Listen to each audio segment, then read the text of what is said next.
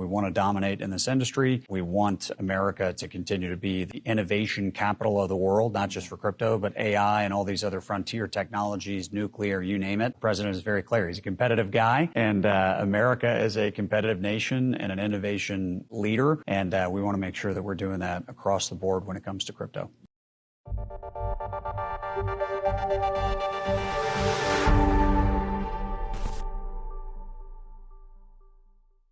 I am interviewing Patrick Witt, Executive Director, President's Council of Advisors for Digital Assets. That's quite a mouthful for me. It is. It is. I know. I did not name it, so please don't blame me. But White House Crypto Council is okay. How most people know us. Nice. Executive Director of the White House Crypto Council. Thank you for doing this, sir. I appreciate it. Of course. Thank you for having me. Okay, so we'll get into what you're doing now, but I'd just like a brief history. What were you doing before this? What led you to this current position? Yeah, so I've been a private sector guy for my career, with the exception of one stint in Trump 45. I served briefly in the fourth year of the first term for the president. But my background, I was an equities trader out of school, went to law school, came out. I was at McKinsey. And then worked in private equity. But this most recent role I came into, I was one of the day one members of the presidential transition. So I was down in West Palm Beach, standing everything up. Nice. Was managing all of the NatSec-related agencies. That's just kind of how it shook out. My counterparts, we kind of carved up the different agencies. I ended up with the NatSec portfolio, so I was managing then Department of Defense, now War, the intelligence community, ODNI, CIA, State Department, Department of Justice, and all the while, my close friend, we've known each other for years, Bo Hines, and I were thinking about what we might want to do in the administration. And so the idea for this office to centralize digital asset policy and really bring to fruition the president's promises that he had made on the campaign trail for crypto. So we had hatched the idea for this, and then, when January 20th came to go into the administration, Bo started at the White House. I ended up joining the Department of War team on the landing team. And then I actually was promoted up in a memo that went out bringing all the politicals up to the front offices of their respective undersecretariats. And I was asked to serve as the Deputy Undersecretary of Defense for Research and Engineering, overseeing DARPA, overseeing the entire defense science and technology enterprise. So that delayed my detail over to the White House while serving in that role, but it was always the plan that I would move over there. Started detailing over to the White House in 2025 in April as deputy to Bo, initially splitting my time between the Pentagon and the White House. And then when Bo stepped out to join Tether, that's when I took over full time. And as my White House role waxed, the other role over at the Pentagon has waned, but I still do wear that second hat over at the Pentagon as the deputy director of the Office of Strategic Capital, investing $200 billion to rebuild the defense industrial base. So had a number of interesting, incredible experiences in this administration, defense industrial base investing, crypto policy, two very hot areas for this administration. Absolutely. And I think, just as an aside, the AI component of that now too, in terms of like strategic national importance. Exactly. I'm sure that's exactly also tied into there. Okay, so this title of yours, Executive Director, President's Council of Advisors for Digital Assets, is it fair to describe that position as you are the current kind of the White House's day-to-day point person for everything related to crypto? So like you interface with people from Congress, regulators, industry, and try to just coordinate between all of them or maybe direct them? Exactly. We're the belly button at the White House coordinating the policy across the administration. So obviously right now with the Clarity Act that we're trying to get passed, we're the central point of contact for the elected representatives working on that bill in the Senate and the House. But then also throughout the administration, the whole point of setting up this office was there are going to be so many different agencies that need to not fall in line, but, adopt positions consistent with the president's promises on crypto. And so who's going to quarterback that? There's the SEC, obviously, the CFTC, but then also the OCC, there's the FDIC, there's just agency after agency, and all of them have something to say about crypto or maybe have some policies on the books from the Biden administration that needed to be updated and brought into line with the president's views and stance on crypto. So we have served as that centralizing function in the White House, coordinating that policy across the entire administration. So we've had a great view into all the great work that's being done, not just on the Hill, not just with executive orders, but the rulemakings that are taking place, the new guidance that's being issued by the different agencies. This administration has been active on the crypto front, and very grateful to be playing a small part in that. Very active. We'll get into clarity in a little bit, which I'm sure you're very happy to talk about. But I want to talk for a second about Genius. So, right, Genius gets passed, everyone moves on, except everyone doesn't move on. That's kind of just the beginning, I would say. Now it has to be implemented. And you are coordinating that, as far as I understand. What does that mean exactly? You're coordinating the implementation of Genius. What does that entail? What does that look like? Yeah, so for anyone that has served or worked in the regulatory space, you know that Congress legislates, but really a lot of the legislation is just directing the agencies to actually flesh out, what the statute says, or do a rulemaking on a particular thing to put some more meat on the bone. So Genius is no different. A lot of that bill is directing rulemakings that are happening at Treasury, at the OCC, and the different regulators. So ensuring that the follow-through on that legislation and the rulemakings that are happening are consistent with the intention of getting Genius passed and making sure that, again, it's not captured by people in the agencies that maybe didn't understand exactly what the purpose was or what the intent was behind the law, and making sure that the bill, as implemented through the different rulemakings and guidance, is as pro-crypto and innovation-friendly as it possibly can be. So we stay in touch with all the different regulators who are involved in those rulemakings. We get advance notice of the things that they're going to be doing, a preview of that, and do a review. But the great news is President Trump has put in place so many people that already just have the right instincts on this. We're not having to make big course corrections. They're already doing it, but we're making sure that it is consistent. Nice. So you would say that there really hasn't been any sticking points getting Genius actually implemented and working, basically? I don't think so. There's a healthy dialogue. Nice. In the early days of the administration, when people were coming on board. Again, the president selected a number of excellent people that are pro-crypto, innovation-friendly. So we have worked really well together with the different leaders of those regulatory agencies. And I can't really identify any areas where we've had major disagreement because everyone views it the same way. We want to dominate in this industry. We want America to continue to be the innovation capital of the world, not just for crypto, but AI and all these other frontier technologies, nuclear, you name it. Yeah. The president is very clear. He's a competitive guy, and America is a competitive nation and an innovation leader. And we want to make sure that we're doing that across the board when it comes to crypto. Yeah, Bitcoin capital. That's right. The safest and easiest to use Bitcoin wallet. Send and receive Bitcoin and crypto to anyone, anywhere in the world without permission. Now, the best Bitcoin wallet for all your favorite assets. Buy as little as $50 of Bitcoin or anything else. Earn Bitcoin by staking. Access Web3 and DeFi. And now introducing in-app rewards, letting you earn free crypto just for using the app. Join the millions who are already in. Install now for free.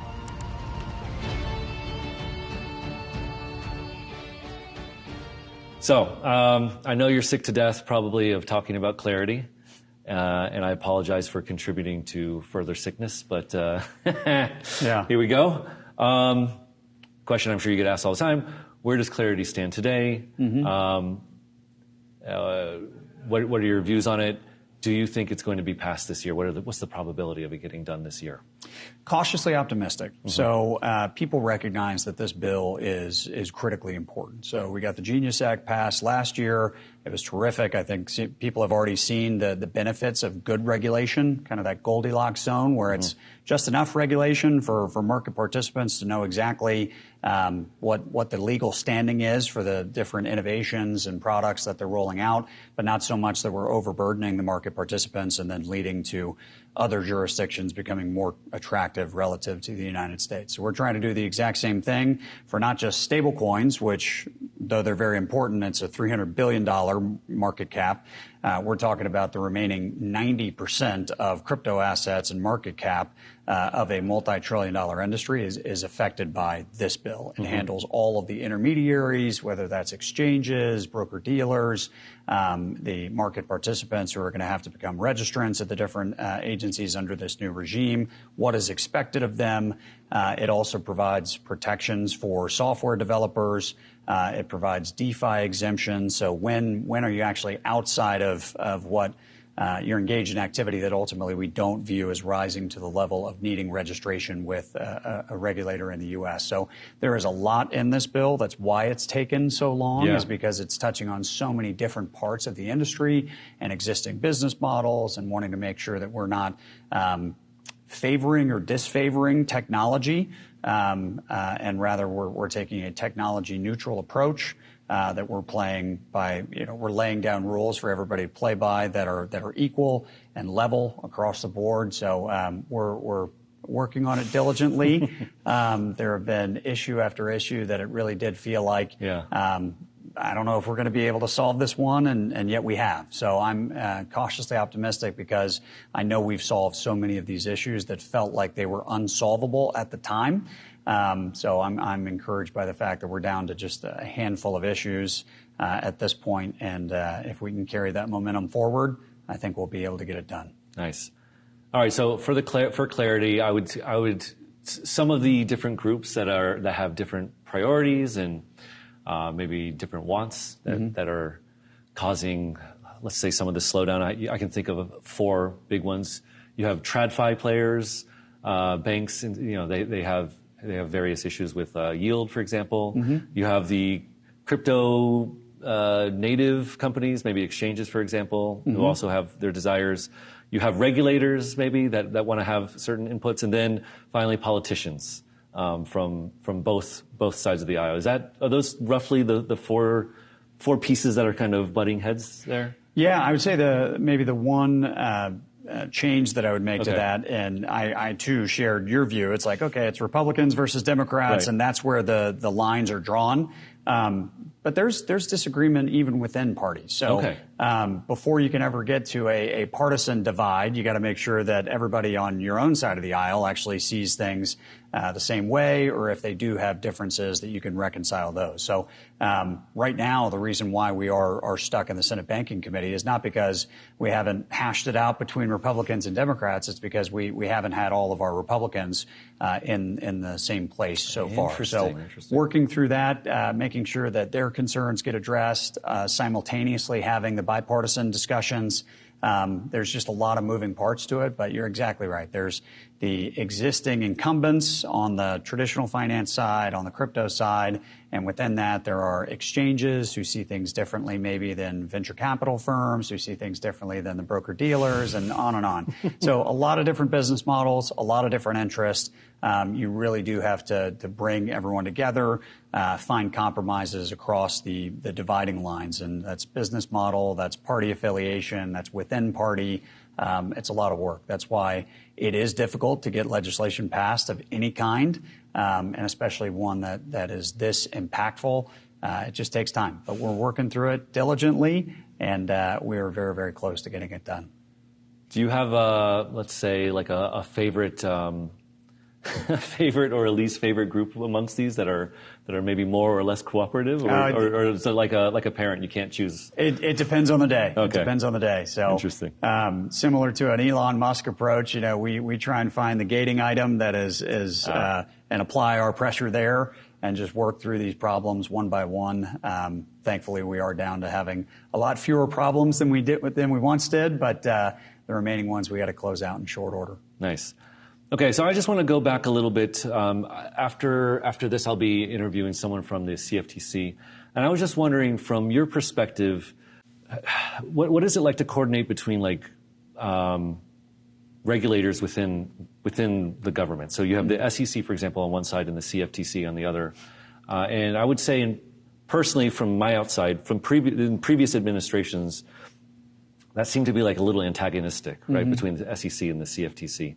That doesn't seem to be the case here anymore. And I was wondering, from an inside perspective, how are you navigating that, right? Like, or adjudicating these kind of like sibling regulators, right? If you will. Right. So that is certainly the case. By all accounts, I haven't served in an administration where there was that antagonism, but historically that has been the case. It would make getting this bill passed, getting all of the work done, even just at the regulatory level, not legislative, it would make it incredibly difficult to get that done if we were fighting each other. Yeah. The great news is the president selected Chairman Atkins, Chairman Seelig. They worked together at the SEC initially when Chairman Seelig was there, prior to his confirmation. So you can't ask for a better duo. They work together well. They understand the picture. There is that word that they always use. There's harmony between them, and that really hasn't existed before. So to the extent that it impacts my job and trying to coordinate policy across the administration or get a bill passed on Capitol Hill, I am very, very grateful that we have a real team at those two agencies working together. Do you have to get on a call with them, or do they just talk with each other? Or I'm just curious on like a nuts and bolts kind of thing, how that actually works. We have regular touch points with them, but usually they're working together and giving one another a heads up. They're signed on to the Project Crypto framework together, so they have regular touch points. Sometimes we join if needed, but like I said, we really do. We're spoiled that we have such a great team working together on that and understanding and prioritizing getting this right, because we're making up for lost time. The Biden administration, it's really a shame what happened, because we just lost years of U.S. leadership in this space, and they're now working very hard at the SEC and the CFTC to catch up and hopefully leapfrog ahead and bring all this innovation back home to the U.S. Yeah. I have just a small anecdote on this catching up thing. I was at a conference in Hong Kong a year or two ago. This is before Trump was elected, and I said, oh, your regulations and your regulatory body is so far ahead of the U.S. You must be happy. It's like a very wealthy Chinese business person, and he was like, no. We look towards the U.S. SEC to set the standard for the globe. And he's exactly. Like, and he pointed at me and was like, you need to get your, I'm not going to say it, but he's like, you need to get your together, right? Because it's impeding us over here. It's so true. Yeah. We get outreach all the time from central bankers and foreign countries, from economic ministers. If a country is forward thinking on crypto, they might have someone like me trying to coordinate policy across the government. So visit with counterparts there, and they are just waiting for the U.S. to lead on this issue. With stablecoins, we did with the Genius Act, and now they're all bringing their regimes into alignment with that. So you see already with when you get it right, like with the Genius Act, it has a tremendous effect on how other countries establish their frameworks, because they all want to be in lockstep with the United States. They all want reciprocity and consistency with the United States, because these markets at the end of the day are global in nature. Yeah. Crypto is global in nature, and they don't want fragmentation, because that ultimately leads to just a lack of liquidity, a lack of clear rules, market participants that can't operate cleanly or efficiently across jurisdictions. So again, Genius, hugely important. Now that we have that stablecoin framework in place, you're seeing the benefits of that from U.S. leadership and financial markets abroad. That's why the Clarity Act is so important, is because this is arguably even more important to the crypto industry and establishing that proper market structure. And you're going to see a lot of other jurisdictions adopt regimes that look very, very similar to ours in order to maintain compliance across the jurisdictional lines. Okay, so I was in Paris for Paris Blockchain Week about 2 weeks ago. MICA over there has been around for about 18 months. They also have two other big regulatory things, PI for payments and MIVD for derivatives. So there's a lot of optimism about catching up to the U.S. and or pulling ahead. I was wondering if you look at other jurisdictions like that, and it's important for you to make sure that America stays competitive from a regulatory perspective. So there's two parts to it. Okay. Obviously, you want to get a regulatory framework in place, but not at any cost. Right. If ultimately that regulatory framework that you put in place makes your jurisdiction uncompetitive, then that's kind of an own goal. I think that happened a little bit with Europe, not a little bit, a lot of it in Europe, but they have benefited from the fact that there is, even if it's not an optimal regulatory framework, they have one. And so people have been able to register over there. They've been able to have more regulatory clarity on their activities there. We do need to catch up. We do need to put in place the comprehensive framework here in the U.S., and we need to put in place one that is ultimately more competitive, not overly burdensome. So I talk about the Goldilocks zone of regulation. I think Genius is a good example of that, where it's just enough regulation to give market participants the clear understanding of what's expected of them, to allow industries to flourish and to allow builders to build in our country, but not so much that it becomes overly burdensome and just drives activity offshore. So we're trying to strike that exact same balance in the Clarity Act, which we hope to get passed this year. Nice. So let's assume Clarity gets passed. Yay! Good job. You've talked about the thing after that, right? Your work is never done. It's a pie eating contest. Yeah. Okay. Yeah. The benefit or the reward for eating the most pie is more pie. Nice. Yeah. I like pie. So is it true that you have said the next thing to focus on would be crypto tax reform?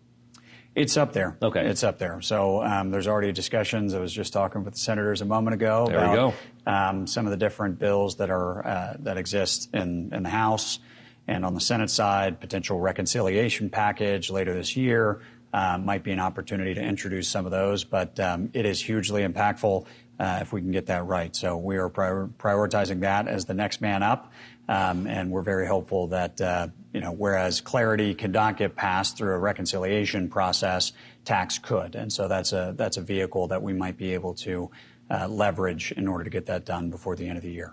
What does crypto tax reform look like? I'm kind of ignorant on this. What's wrong with the tax regime now, and what would this fix? Well, there's a few different parts to it. I'd say that the priority of that would be giving clear rules to how we're going to treat mining, staking activities. Interesting, yeah. How we're going to treat a de minimis tax exemption, so that crypto starts to get used more as a payment. Yeah. And I'm talking outside of just stable coins, but Bitcoin, for example, so that we can start to wire that into our payment system. People can pay with different crypto assets. That's hugely important.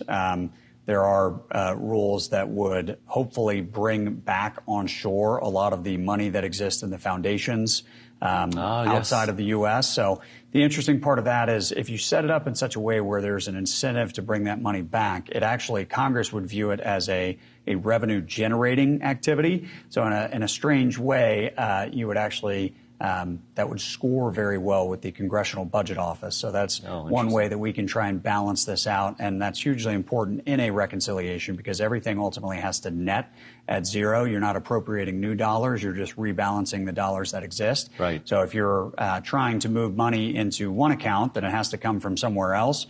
If you were to put in place new tax rules that actually generated new revenue, then that would help offset some of the other areas of the bill. So those are probably the top ones that I would identify. Are any of those like with Clarity? I mean, it's pretty easy to see where like the pain points would be. Are any of those tax reform things? Are there any people who are against those things, or like is there a negotiation having to be done on, for example, maybe the de minimis aspect of it, where you have to kind of make everybody happy or something like that? Yeah, I think people want to make sure, the existing incumbents want to make sure that they are not disadvantaged and that we're not just favoring crypto because of its, so that's what I talk about with being technology neutral. Right. We want to make sure that we're laying down fair rules that are equally applied across the board, whatever the asset class is, whether it's tokenized or not. So with the rules right now, unfortunately, they're disadvantaging crypto because of the technology, the nature of the technology involved.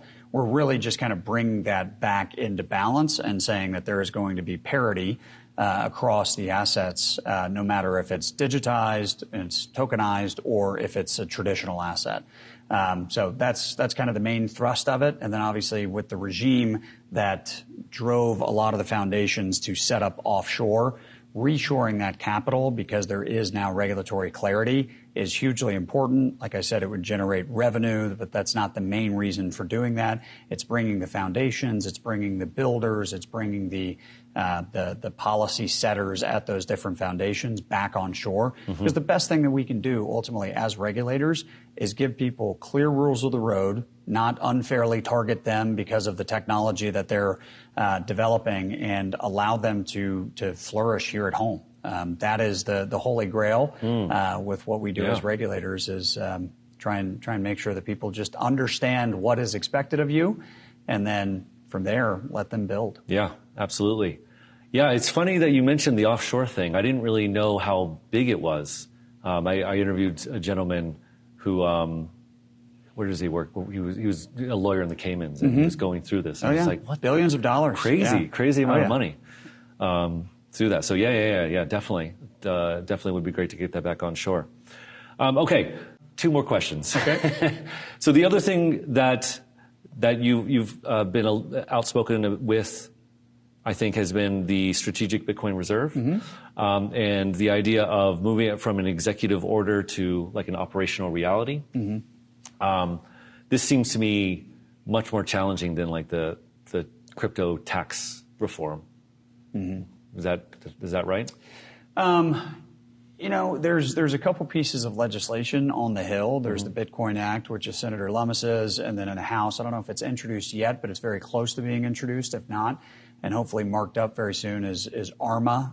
That's Representative Begic's take on the Bitcoin Act, with some modifications based on feedback that they've gotten throughout the process. So, as is the case, like Clarity right now, it's the product of many different legislative efforts in different names over Congresses. Yeah, there's FIT 21. I'm not even remembering the different names, but it's an evolution which ultimately, refines the product, and there's a market clearing price for legislation. So you're always trying to, through different Congresses, refine what that market price is, and that's obviously affected by developments in the industry.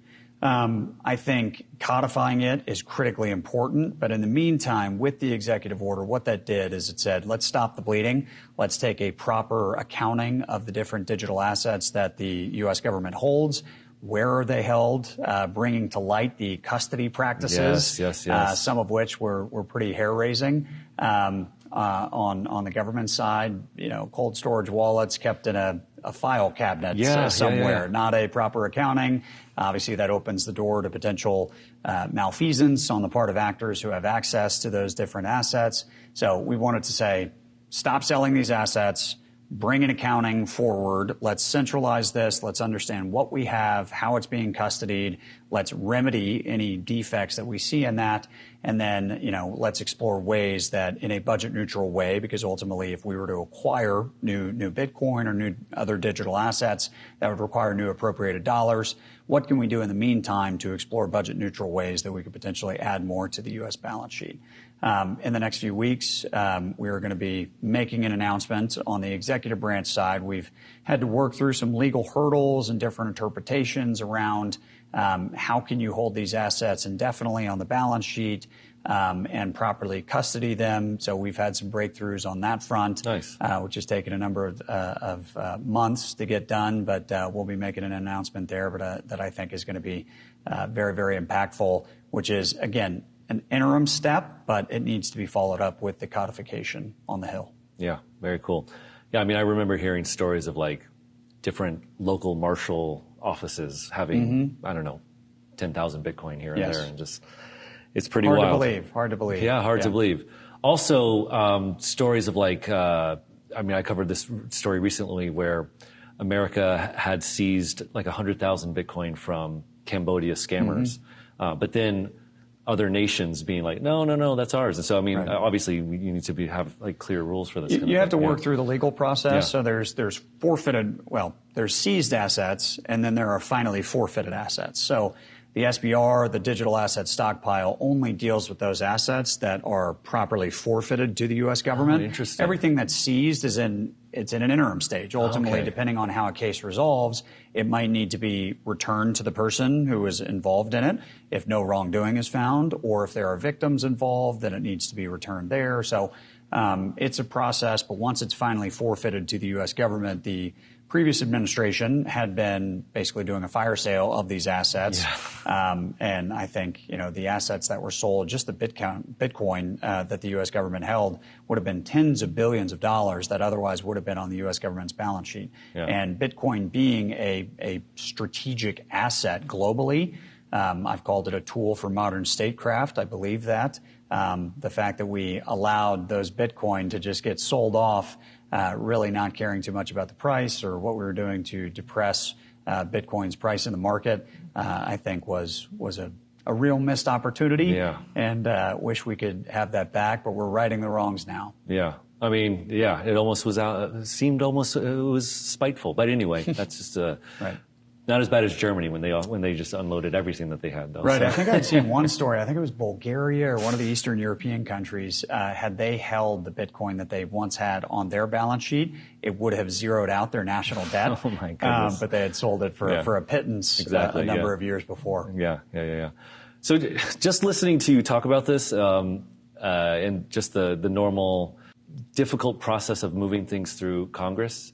You seem very calm and sometimes even smiling, while just in my head, I just want to scream. Right. Do you is that just a personality trait, or do you ever get really frustrated with just how the process can be so difficult? I certainly get frustrated. Okay. I would love for this to move much faster. I would have loved to have already had the bill done, and we could have moved on to the rulemaking and moved on to tax, move on to codifying the strategic Bitcoin reserve.